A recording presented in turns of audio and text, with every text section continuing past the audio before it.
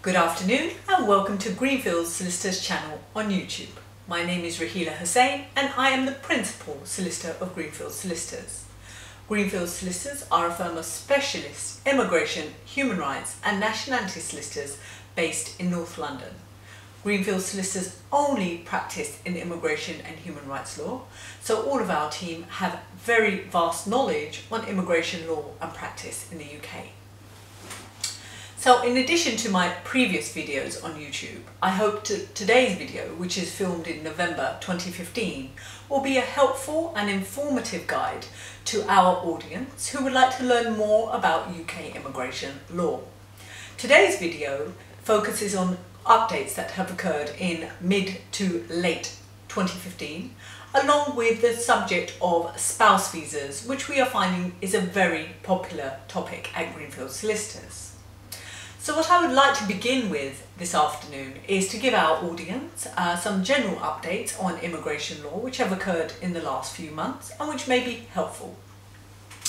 So, with reference to spouse visas, there has been a change in the English language requirements for people who are applying for a variation of a spouse visa or requesting a spouse visa from the Home Office, assuming that the applicant is based in the UK. Now, the English language test requirement, which one must satisfy, is level A1 of the CEFR, which is a relevant English language test standard, which is deemed by the Home Office as showing that one has a reasonable level of English to obtain a visa to remain under the category of spouse. Now, the major difference is the Home Office have requested that applicants have only two awarding bodies provide them with the English language test, and that is either the IELTS CELT Consortium or Trinity College London. So effectively the Home Office are stating that unless the person, the applicant in the UK, provides an English language test which has been awarded only by IELTS CELT Consortium or Trinity College London, they will not be successful in obtaining a spouse visa. So please do note this if you wish to apply for a spouse visa. Now, we'll be going on to speaking about spouse visas a little late in the show, just after I've updated our audience on a few other topics which may be of interest. As our audience and members of the public may know, last year the immigration bill was passed in 2014, and that is being introduced in stages by Parliament. Now, you may be aware that in the Midlands, West Midlands, the government enacted that private landlords there have to actually ask people, tenants or prospective tenants, to provide evidence of their legal status in the UK before they actually allow them to have a tenancy agreement or allow them access to a property to reside in. Now, in recent months, that has proved quite popular according to the Home Office, and it should be noted that on the 1st of February 2016, this so-called right to rent, which is the term being used, is being rolled out across the entire UK. So what that means is major cities, every town in the UK, including London, Birmingham, Scotland, Manchester, all the cities and all the towns, all landlords will be required to ask every prospective tenant about their legal status. And it will be a requirement that a landlord has to look for certain documents to ensure that the person that they are providing the accommodation to has lawful status in the UK. Now, landlords, should they fail to comply and should they offer property which is not suitable because the person hasn't got lawful status in the UK, the landlord can be fined a £3,000 fine per tenant who does not have relevant lawful status in the UK. So landlords are being asked by the Home Office to check whether a prospective tenant has lawful status, and they may look at a large array of documentation to verify whether the person has lawful status, such as the person's passport, as this may show whether they have any endorsement of leave to remain or indefinite leave to remain in their passport. Also, the landlord may ask to see an ID card, because European nationals carry an ID card and they are entitled to have free movement in the UK. or the landlord may even request a biometric residence permit from the person to view this to see if they have lawful status. Now, there are many ways that landlords can check whether a prospective tenant has lawful status before providing a tenancy, and this information is available on the Home Office website. Obviously, this is a great hindrance to those audience members or members of the public who do not have lawful status in the UK, as effectively it could cause a lot of problems for people like overstayers or who are unlawfully or illegally in the UK from obtaining accommodation for residents without papers. But this is unfortunately a measure that has been introduced by the UK government and does not necessarily take into consideration the effect or the impact it will have on migrants who do not currently have lawful status and who may have children or wives and family members to care and provide for.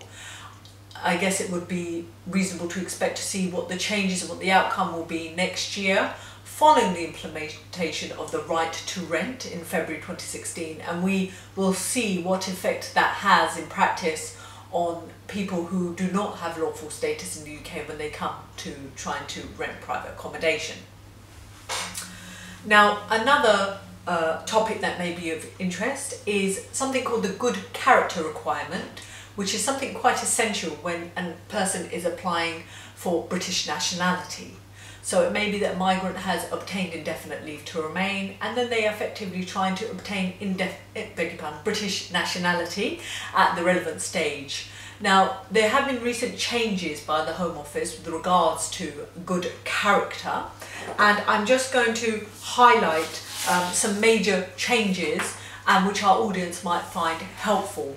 As in my experience as a solicitor at Greenfields Solicitors, I have found that the many thousands of clients I've advised over the years, some have committed or undertaken things in life which necessarily were questionable, such as, for example, overstayers. They may be in the UK legally for a number of years and they may have worked with a false identity, or they may have not declared their taxes during the period that they were an overstayer, and then effectively once they got lawful status for indefinite leave and then went on to apply for British nationality, when it came to applying for British nationality, if the Home Office find out, well, hang on, you were an overstayer, you were working illegally, you didn't pay taxes, or you used somebody's ID as an example, then there is a very good likelihood that the Home Office, under the newly introduced measures, will actually refuse that person's application for its successful naturalisation as a British citizen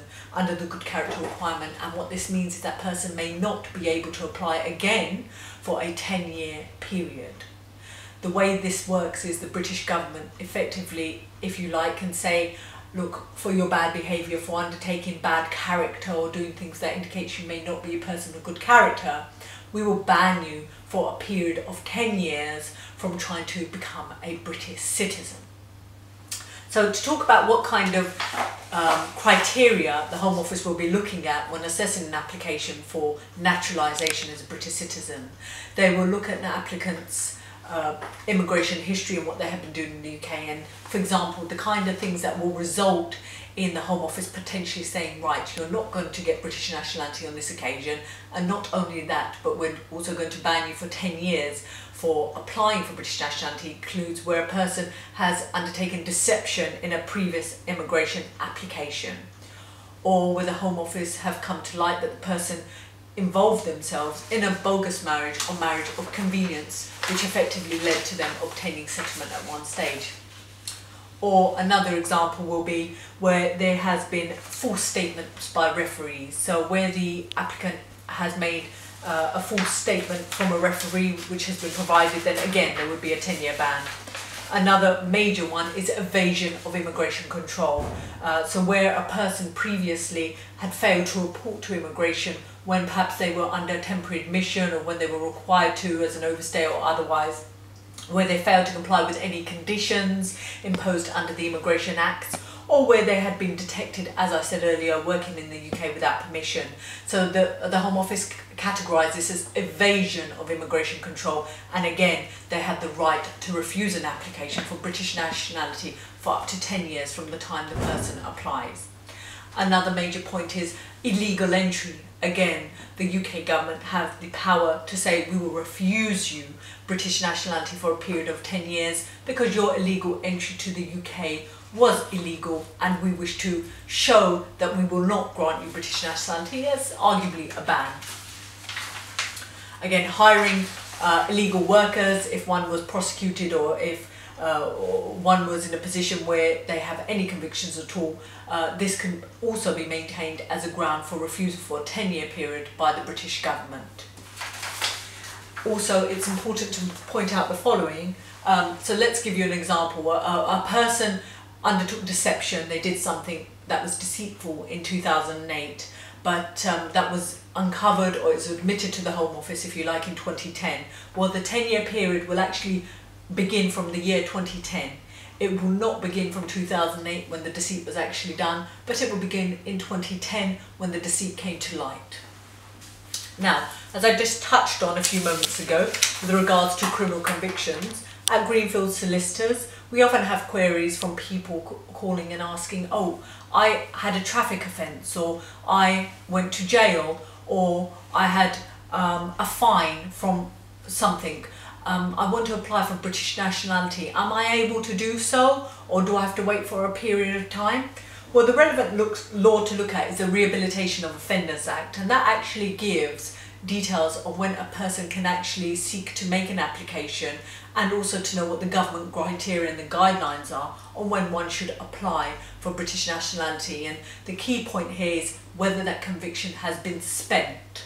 So spent usually means it is no longer relevant, and the person may not even need to declare this conviction or offence previously that occurred to the Home Office. But again, this is a very important issue, and one should get affirmative legal advice before submitting an application, as these are just guidelines and one should be sure before they submit an application. And as we know, the application fee for British nationality is very high, being in several hundreds of pounds, and the whole amount is not necessarily refundable by the Home Office if the application is refused. So as a guide, to just give our audience an idea, where a person is convicted of a non-custodial sentence, or it was an out-of-court disposal, the applications for British nationality will be refused usually for a 3-year period. Where a person has been convicted for a criminal offence and they are imprisoned for up to a 12-month period of imprisonment, then the applications will be refused for British nationality for a period of 10 years. Where a person has been imprisoned or convicted of an offence which results in imprisonment between 12 months and 4 years, an application will normally be refused by the Home Office for at least 15 years since the end of their sentence. And finally, where one has been convicted of an imprisonable offence for more than 4 years or more, then the application will generally be refused all out by the Home Office, regardless of when the conviction occurred. So that there, I hope, is a helpful idea of how convictions work and how the Home Office view these when applying for an immigration category of any type. Now, going on to the actual topic of this programme, which is spouse visas. Now, as an overview, at Greenfields Solicitors we have many requests all the time from clients for advice, for information, for legal assistance and spouse visas. One, you need to understand, whoever is applying for a spouse visas, fiancé visas, civil partner visas, married partners visas, are extremely complex visa applications. There are vast immigration rules and human rights arguments that often apply in these cases. And what I would suggest to members of the public who are looking to perhaps bring in a foreign spouse, or people in the UK who are looking to make an application to the Home Office for a spouse visa, they really should get accurate legal advice before applying for a spouse visa, as it is always better to know the law, to put the application in with the best chance of success before risking any refusal from the Home Office, which you really do not want. Now, as an overview, applications for spouse visas are two ways. Either they are submitted at a British embassy abroad if the person lives abroad and they're looking to join their British sponsor in the UK, or it may be that the migrant is in the UK and they are on some sort of visa, be it, for example, a Tier 4 visa, and they wish to switch to a spouse visa as they have now met somebody and they wish to marry that person, or they've married that person and it's time for them to obtain a spouse visa. Now, I think it's helpful to point out that on our website, which is www.greenfieldsolicitors.com, that's www.greenfieldsolicitors.com, there is a web page dedicated to spouse and fiancé visas that I would recommend anybody looking for some helpful assistance to take a look on the website. On that website, what we have tried to do is provide some helpful points and information, as well as you will find a recent guide which I have written and is published on foreigners.uk.co.uk, which is a forum, a website which is dedicated to migrants and whom I have written for over the years many immigration articles which could be very helpful for those wanting to learn about different aspects of immigration law. And on our website at greenfieldsolicitor.com, I have actually tried to identify the main criteria when one applies for a spouse visa. So the first requirement generally is to ensure that the migrant person, be it abroad or be it in the UK, they are actually trying to marry and settle with a partner who is a British citizen, or holds indefinite leave to remain, or holds some sort of permanent lawful status in the UK. Secondly, the other criteria is the financial requirement, which is where the government has imposed that a person wanting to settle in the UK, their sponsor must earn a minimum amount of £18,600 per annum gross. Now, the person in the UK, the British or settled person in the UK, can be employed, self-employed, or actually derive different types of income from perhaps rent, perhaps from dividends. There's all sorts of different criteria on how one can achieve the 18,600. So again, I would suggest that legal advice is obtained.